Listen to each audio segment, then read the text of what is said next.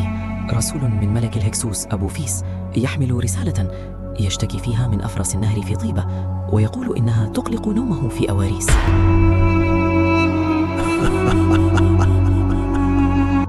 أبو فيس يطلب من مصر أن تصمت؟ إذن فليسمع صوتنا سيوفا لا كلمات. يا كاموس، أعد كتيبتك، اتبعني حين أفتح الطريق. لن ننتظرهم، سنذهب إليهم. عاد الجيش ولم يعد أبي.